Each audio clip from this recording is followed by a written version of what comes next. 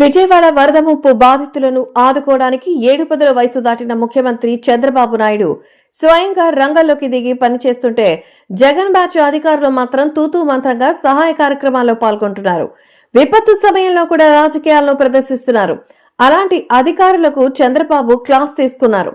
విజయవాడలో వరద ప్రభావిత ప్రాంతాల్లో పర్యటించిన తర్వాత ముఖ్యమంత్రి అధికారులతో సమీక్షించారు. సహాయక చర్యల్లో కొందరు అధికారులు వ్యవహరిస్తున్న తీరుపై ఆయన తీవ్ర అసహనం వ్యక్తం చేశారు. జగన్ ప్రభుత్వంలో వ్యవహరించిన తరహా అలసత్వం వదిలించుకోకపోతే సహించేది లేదు అంటూ ఆయన జగన్ బ్యాచ్ అధికారులను హెచ్చరించారు.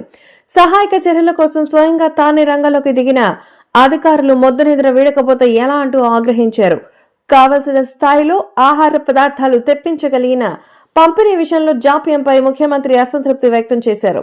బుడమేరు ముంపు ప్రాంతాల్లో కొందరు ఉన్నతాధికారుల కారణంగా ఆహారం పంపిణీ విషయంలో జాప్యం జరిగిందని ఒక మంత్రి ముఖ్యమంత్రి దృష్టికి తీసుకొచ్చారు.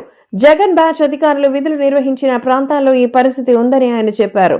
ఆహార పంపిణీ సక్రమంగా వేగంగా జరగకుండా ఆ అధికారులు కావాలని వ్యవహరిస్తున్నట్టు గుర్తించారని సదరు మంత్రి ముఖ్యమంత్రికి చెప్పారట. మంత్రి చెప్పిన అంశాన్ని తీవ్రంగా పరిగణించిన చంద్రబాబు ఆయా అధికారులు డ్యూటీలో ఉన్న ప్రాంతాల్లో జాప్యంపై నివేదిక ఇవ్వాలని ఆదేశించారు.